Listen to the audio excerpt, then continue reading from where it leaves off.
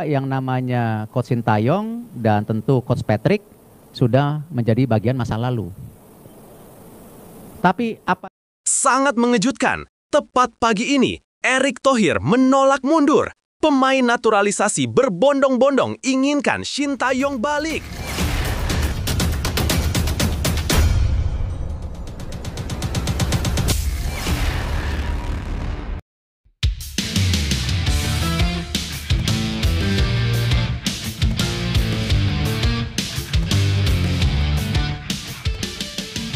Sangat mengejutkan. Tepat pagi ini, Erick Thohir menolak mundur. Pemain naturalisasi berbondong-bondong inginkan Sintayong balik. Begini faktanya.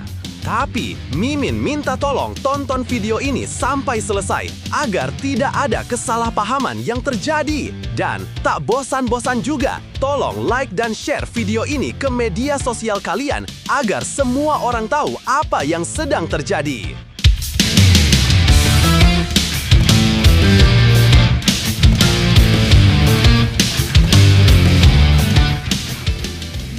Sebelumnya diberitakan, Ketua Umum PSSI Erick Thohir akhirnya menutup semua spekulasi soal siapa pelatih Timnas Indonesia selanjutnya. Dua nama besar, Patrick Kluivert dan Sintayong, resmi dicoret dari daftar. Erick menyebut keduanya sebagai masa lalu yang harus dihormati, tapi tidak untuk diulang. Kami nggak mungkin ngontak dan kami belum ada searching siapapun. Tapi kami mau move on ke pelatih baru, ujar Erick Thohir tegas saat konferensi pers baru-baru ini. Pernyataan itu sekaligus menjadi sinyal keras bahwa PSSI ingin memulai babak baru. Tidak ada lagi ruang untuk nostalgia atau kompromi dengan masa lalu. Coach Sintayong dan Coach Patrick sudah menjadi bagian masa lalu. Namun di balik nada diplomatis itu, tersirat pesan tegas, PSSI tidak akan lagi terjebak dalam romantisme pelatih asing tanpa arah jangka panjang. Sintayong dianggap sudah memberikan fondasi disiplin dan semangat juang, sementara Kluivert membawa sentuhan Eropa yang elegan. Tapi keduanya gagal membawa hasil maksimal di level senior. Dan bagi Erick, itu cukup. Sementara itu di sisi lain, hukum karma berlaku. Tepat pagi ini, ternyata PSSI diambang kebangkrutan. Pecat Sintayong dan Kluivert, PSSI rugi 100 miliar. Sebelumnya diberitakan, langkah mengejutkan diambil oleh PSSI. Dalam waktu hampir bersamaan, federasi memutus kontrak dua pelatih ternama, Sintayong dan Patrick Kluivert. Langkah ini disebut sebagai bagian dari perombakan besar-besaran di tubuh Timnas Indonesia. Namun di balik keputusan tersebut, muncul konsekuensi berat, beban finansial yang mencapai lebih dari 100 miliar. Inilah 3 fakta penting di balik keputusan yang bikin heboh ini. 1. Kontrak panjang Sintayong berujung tagihan fantastis. Pemecatan Sintayong menjadi salah satu keputusan paling mahal dalam sejarah PSSI. Pelatih asal Korea Selatan itu sebenarnya masih punya kontrak hingga 2027. Tapi hubungan yang kian merenggang serta hasil evaluasi performa membuat kerjasama tersebut harus berakhir lebih cepat dari rencana. Sisa masa kontrak inilah yang jadi sumber masalah. Menurut sumber internal, total kompensasi yang wajib dibayar PSSI untuk menuntaskan hak-hak Sintayong mencapai sekitar 60 miliar. Nilai itu sudah termasuk gaji tersisa, tunjangan staf, dan hak kontraktual lain yang belum dibayarkan. Situasi ini membuat keuangan federasi kian tertekan di tengah upaya membenahi sepak bola nasional. 2. Patrick Kluivert, 10 bulan melatih berujung puluhan miliar. Tak hanya Sintayong, PSSI juga mengambil keputusan berat terhadap Patrick Kluivert. Pelatih asal Belanda yang baru sekitar 10 bulan menangani timnas ikut didepak. Alasan utamanya, performa tim belum menunjukkan perkembangan signifikan. Namun, keputusan ini ternyata membawa konsekuensi finansial besar. Kluivert disebut akan menerima kompensasi sekitar 30–40 miliar. Bahkan, jumlah itu bisa meningkat jika PSSI harus memenuhi beberapa klausul tambahan dalam kontraknya. Hasilnya, federasi kini menanggung 2 beban pesangon besar sekaligus dalam waktu berdekatan. 3. Total kompensasi lebih dari 100 miliar, beban berat untuk PSSI. Jika ditotal, kompensasi pemutusan kontrak kedua pelatih ini menembus angka 100 miliar lebih. Jumlah yang fantastis untuk ukuran federasi olahraga di Indonesia. Dana sebesar itu sebenarnya bisa digunakan untuk pengembangan pemain muda, peningkatan fasilitas latihan, atau mendukung kompetisi lokal yang lebih profesional. Kini, PSSI menghadapi dilema besar. Mereka harus berhati-hati memilih pelatih baru agar tidak mengulang kesalahan serupa. Federasi dituntut untuk lebih realistis dan matang dalam menyusun kontrak serta strategi jangka panjang. Nah, sebelum lanjut mendengar berita ini, untuk para netizen, keluarkan satu kalimat pamungkas untuk menanggapi kabar ini. Ayo teman, berikan tanggapan kalian di kolom komentar. Bravo Timnas, bravo PSSI. Ayo Garuda, buktikan bahwa level kita sudah dunia. Buktikan bahwa kita adalah raksasa Asia. Tiket Piala Dunia, harga mati. Di sisi lain, jangan lupa juga satu kalimat khusus untuk Erick Thohir CS yang sedang berusaha keras memajukan sepak bola Indonesia. Silahkan tulis di kolom komentar. Ayo terbang tinggi Garuda. Mari kita lanjut teman-teman. Langkah PSSI ini memang berani, tapi juga beresiko tinggi. Di satu sisi, keputusan tersebut menunjukkan niat untuk memperbaiki arah timnas. Namun di sisi lain, besarnya dana kompensasi menggambarkan kurangnya perencanaan yang matang sejak awal. Semoga ke depan, PSSI bisa lebih cermat dalam mengambil keputusan agar pembangunan sepak bola Indonesia tidak lagi tersandung oleh drama kontrak bernilai miliaran rupiah. Lebih lanjut, langkah PSSI ini bisa dibilang seperti dua sisi mata uang, berani tapi penuh resiko. Di satu sisi, keputusan memutus kontrak Shin Tae-yong dan Patrick Kluivert menunjukkan keinginan untuk mengubah arah dan memperbaiki timnas. Namun, cara yang diambil tampak terburu-buru dan tanpa perencanaan matang. Akibatnya, federasi kini harus menanggung beban keuangan luar biasa besar yang bisa mengganggu program jangka panjang sepak bola Indonesia. Dana lebih dari 100 miliar rupiah yang dikeluarkan untuk kompensasi jelas bukan angka kecil. Uang sebanyak itu bisa digunakan untuk hal-hal yang lebih produktif, seperti pembangunan akademi pemain muda, peningkatan kualitas kompetisi lokal, atau pembenahan fasilitas pelatihan. Keputusan ini menunjukkan bahwa masalah terbesar PSSI bukan hanya soal pelatih, tapi juga manajemen dan perencanaan yang kurang solid. Di tengah situasi seperti ini, yang paling penting adalah introspeksi. PSSI perlu belajar dari pengalaman mahal ini agar tidak mengulang kesalahan serupa.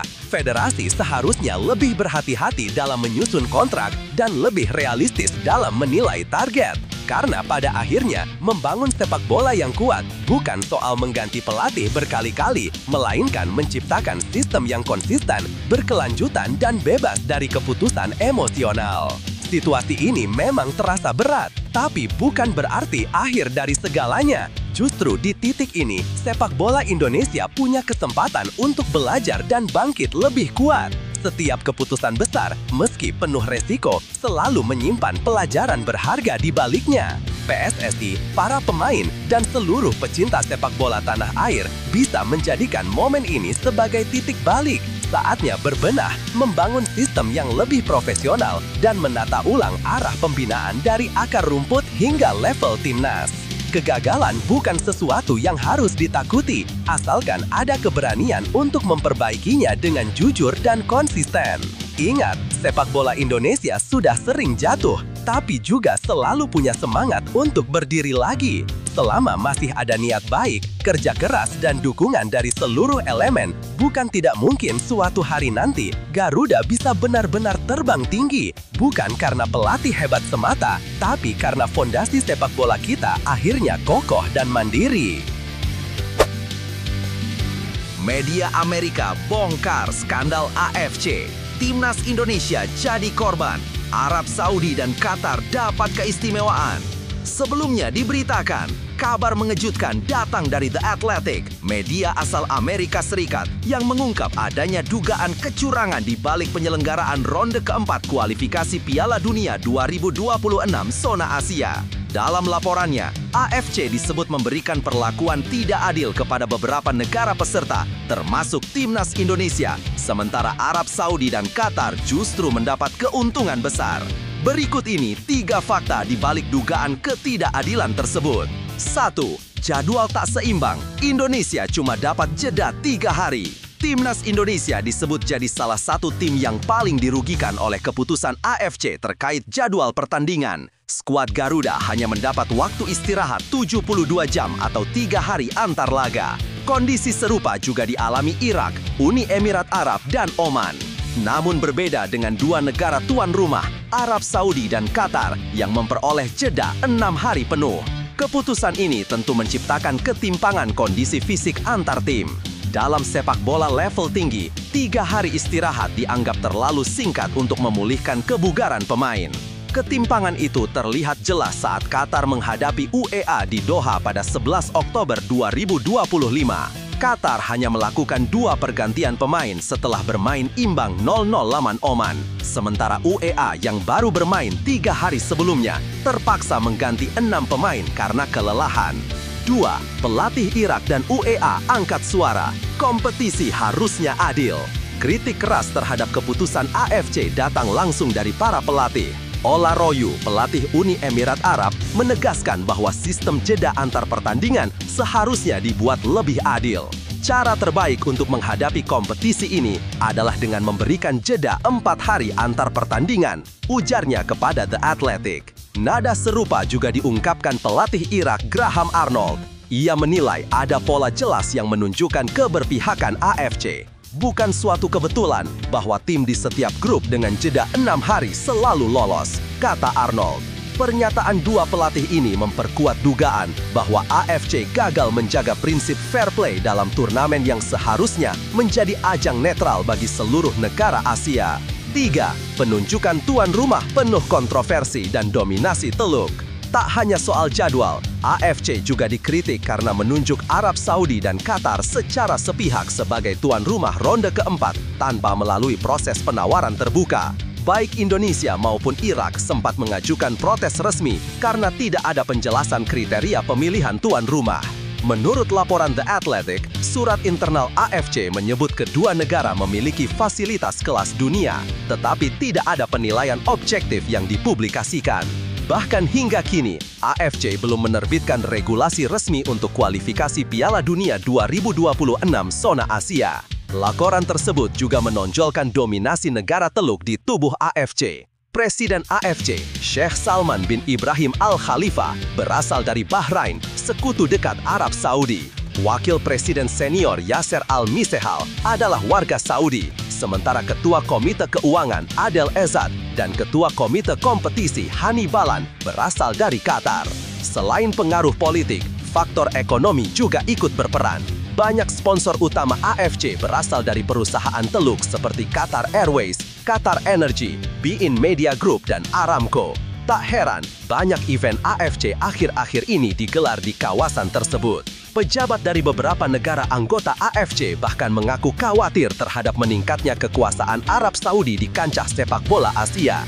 Dalam laporan The Athletic, sejumlah sumber anonim menyebut bahwa dominasi ini bisa mengancam netralitas dan kredibilitas AFC di masa depan. Dengan situasi seperti ini, wajar jika muncul pertanyaan besar, apakah semangat fair play masih benar-benar hidup di sepak bola Asia? Lebih lanjut, situasi ini jelas menunjukkan bahwa sepak bola di level Asia masih jauh dari kata netral. Ketika keputusan strategis seperti jadwal dan penunjukan tuan rumah bisa berpihak pada negara tertentu, keadilan kompetisi jadi tanda tanya besar. Indonesia dan beberapa negara lain yang dirugikan berhak merasa kecewa karena mereka tidak hanya berjuang di lapangan, tetapi juga harus menghadapi ketimpangan sistem di luar lapangan. Kritik dari pelatih UEA dan Irak memperkuat bahwa masalah ini bukan sekedar isu teknis, tapi menyangkut prinsip dasar sportivitas. Dalam olahraga sebesar sepak bola, setiap tim seharusnya memiliki kesempatan yang sama tanpa pengaruh politik maupun ekonomi. Dominasi negara-negara Teluk dalam struktur AFC memperlihatkan bahwa kekuatan uang dan kedekatan politik masih punya peran besar dalam menentukan arah sepak bola Asia. Jika kondisi ini terus dibiarkan, Bukan tidak mungkin kepercayaan publik terhadap AFC akan semakin luntur dan semangat fair play yang seharusnya dijunjung tinggi bisa berubah hanya menjadi slogan kosong di spanduk stadion. Meski situasinya tampak tidak adil, perjuangan Timnas Indonesia dan negara-negara lain yang dirugikan justru menunjukkan semangat pantang menyerah yang sesungguhnya. Dalam sepak bola, keajaiban sering lahir bukan dari sistem yang sempurna, tapi dari tekad dan kerja keras para pemain yang menolak menyerah pada keadaan. Kita mungkin tidak bisa mengubah keputusan besar di atas meja AFC dalam sekejap, tapi kita bisa membuktikan di lapangan bahwa semangat Garuda tidak bisa ditundukkan oleh siapapun. Selama pemain, pelatih, dan pendukung tetap bersatu, hasil di lapangan bisa menjadi bentuk perlawanan paling elegan terhadap ketidakadilan.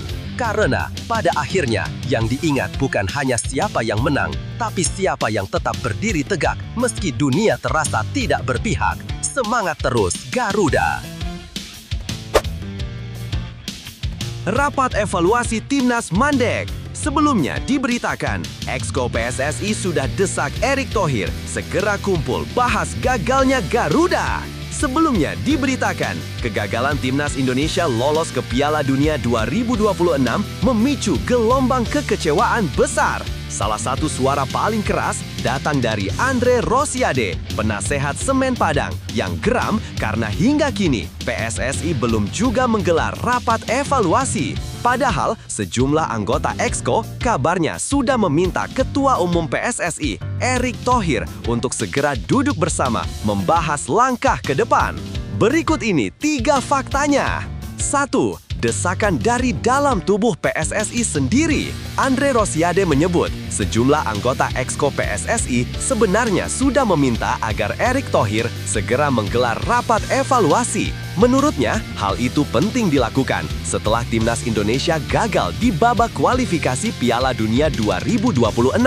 Namun, hingga akhir Oktober, rapat tersebut tak kunjung terlaksana. Ia bahkan mengaku bingung karena dalam tradisi PSSI, setiap kali Timnas tampil, baik di level muda maupun senior, biasanya selalu ada rapat evaluasi. Saya bingung kenapa sampai sekarang setelah gagal ke Piala Dunia 2026, tapi belum ada rapat evaluasi, ujar Andre kepada awak media.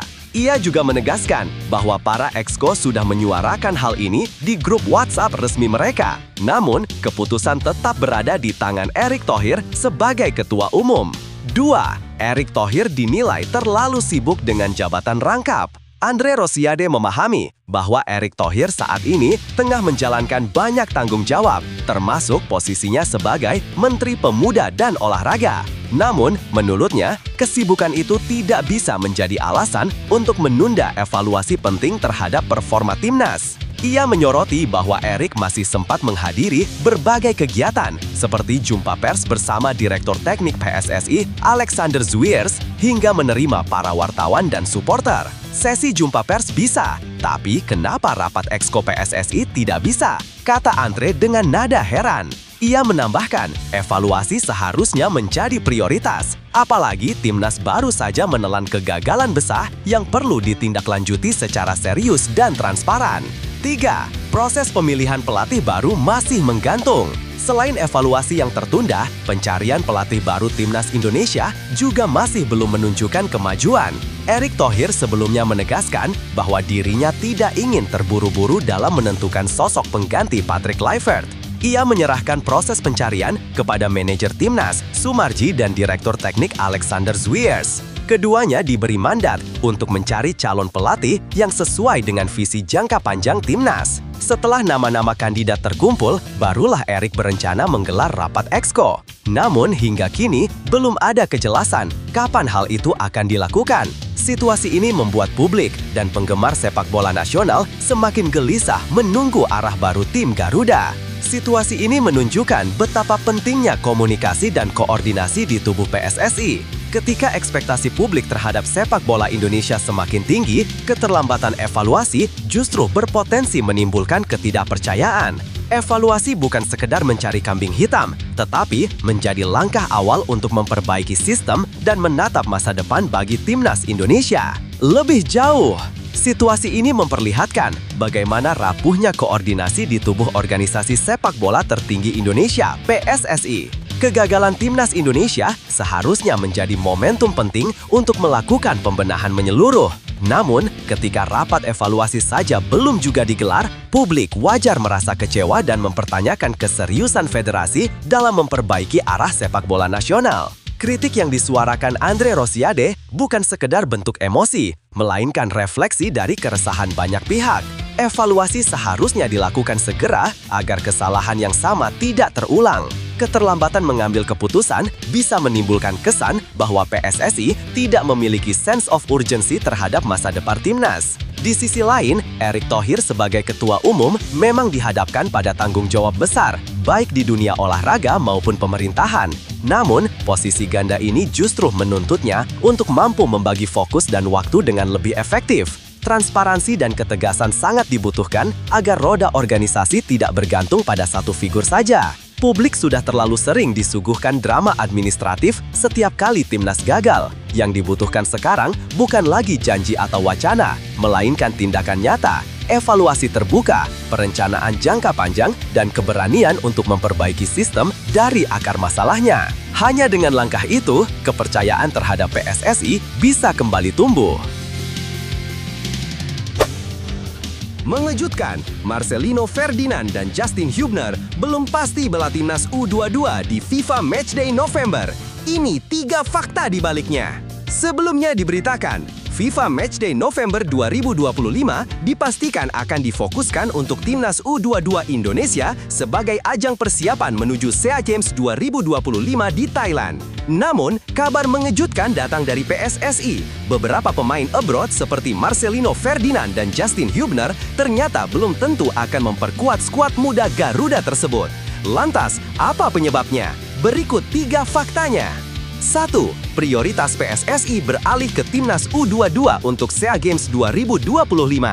Ketua Umum PSSI, Erick Thohir, menegaskan bahwa FIFA Matchday kali ini bukan untuk tim senior, melainkan diprioritaskan bagi timnas U22 Indonesia. Langkah ini diambil karena tim utama masih menunggu pelatih baru setelah berakhirnya kerjasama dengan Patrick Kluivert. Erick menyebut momentum ini bisa jadi wadah uji coba bagi anak-anak muda asuhan Indra Syafri sekaligus bagian dari persiapan menuju SEA Games 2025 yang akan berlangsung di Thailand pada Desember nanti. FIFA Matchday November ini bakal dimanfaatkan buat timnas U22 Indonesia, ujar Erick. Selain memperkuat tim, ajang ini juga dinilai bisa meningkatkan peringkat FIFA Indonesia sehingga menjadi kesempatan penting untuk tampil maksimal meski dengan komposisi muda. 2. Pelatih Indra Syafri dapat wewenang penuh tentukan pemain. Meski nama-nama besar seperti Marcelino Ferdinand, Ivar Jenner, Adrian Wibowo, dan Justin Hubner disebut-sebut akan dipanggil, keputusan akhir ternyata bukan di tangan PSSI. Anggota Exco PSSI Arya Sinulinga menegaskan bahwa keputusan pemanggilan pemain sepenuhnya berada di tangan pelatih Indra Syafri. Menurut Arya, Indra yang paling memahami kebutuhan tim dalam fase persiapan SEA Games. Ia menjelaskan apakah ini untuk persiapan SEA Games murni atau hanya untuk FIFA Matchday saja, itu tergantung kebutuhan dari Coach Indra. Artinya, meskipun pemain diaspora berstatus U22, Indra bisa saja tidak memanggil mereka jika fokus latihan diarahkan untuk membentuk tim yang solid dari pemain dalam negeri. 3. Klub luar negeri belum tentu mau lepas pemain diaspora. Satu hal yang membuat situasi makin rumit adalah faktor klub.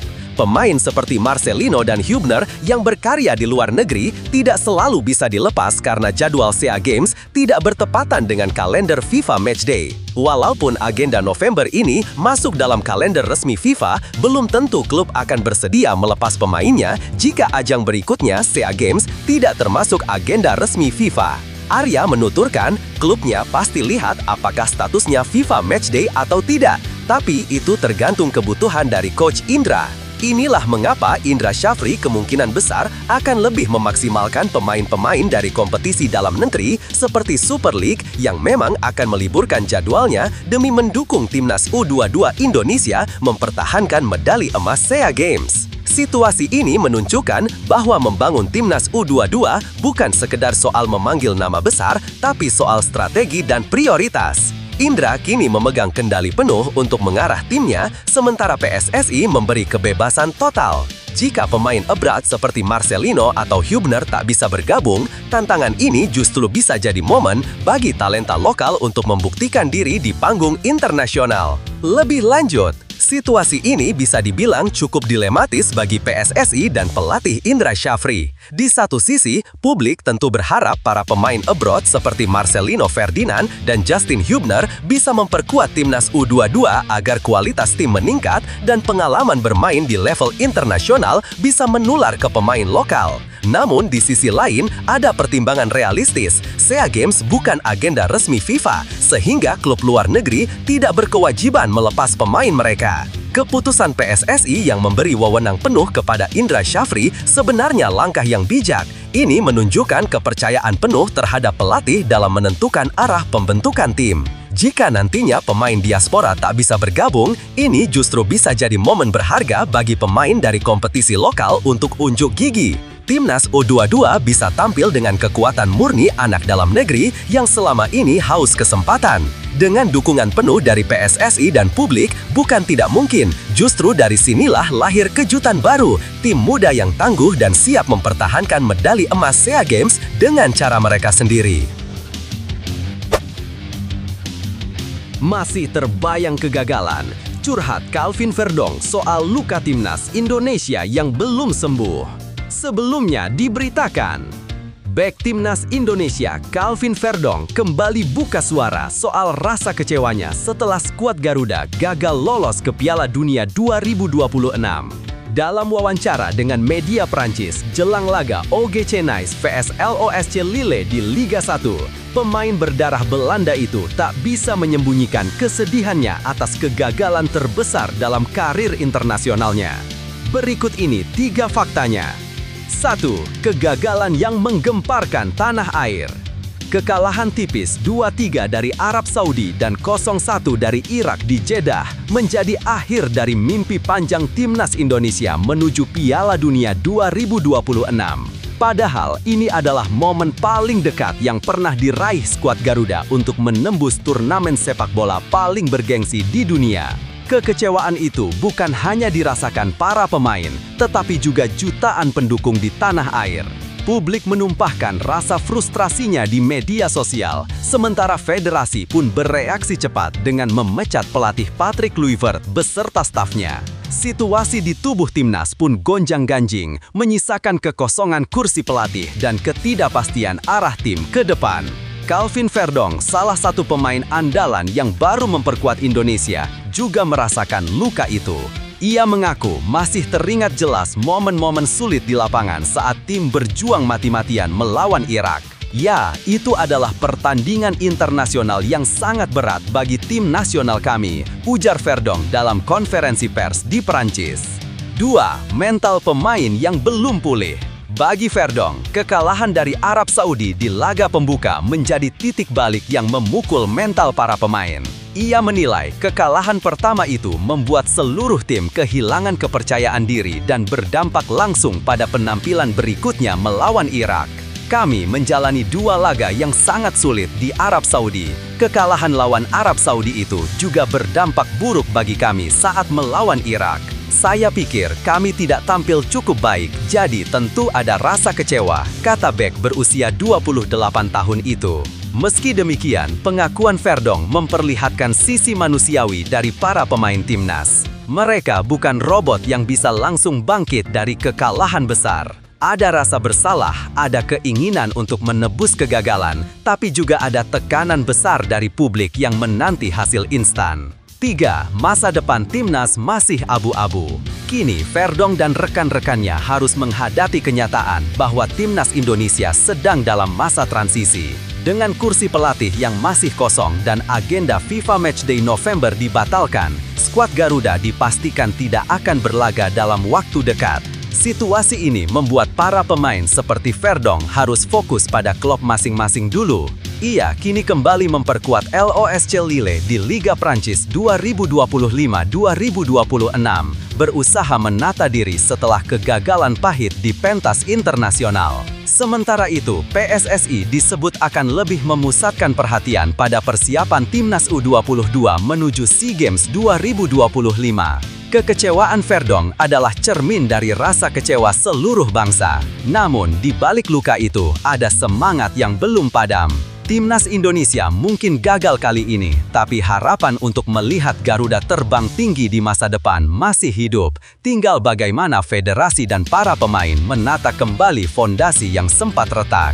Lebih lanjut, kisah Calvin Verdong ini memperlihatkan sisi lain dari sepak bola yang jarang dibicarakan. Luka batin para pemain ketika mimpi besar pupus di depan mata. Publik sering melihat mereka sebagai sosok kuat yang harus selalu tangguh. Tapi di balik itu semua, ada kekecewaan mendalam yang sulit disembunyikan. Curhat Verdong kepada media Prancis menunjukkan bahwa kegagalan Timnas Indonesia bukan sekedar catatan statistik, tapi juga beban emosional bagi mereka yang berjuang di lapangan. Di satu sisi, reaksi cepat PSSI untuk mengganti pelatih adalah hal wajar demi pembenahan. Namun, di sisi lain, langkah ini juga menunjukkan betapa rapuhnya sistem pembinaan ketika hasil menjadi satu-satunya tolak ukur. Butuh waktu dan kesabaran untuk membangun mental juang dan konsistensi pemain di level internasional, apalagi ketika mereka baru saja menelan kegagalan sebesar itu. Momen ini seharusnya dijadikan refleksi bersama. Timnas Indonesia memang gagal lolos ke Piala Dunia 2026, tapi kegagalan ini bisa jadi pijakan untuk kebangkitan baru. Selama semangat Verdong dan kawan-kawan tidak padam, dan selama publik tetap mendukung dengan realistis dan penuh empati, Garuda masih punya peluang besar untuk kembali bangkit lebih kuat.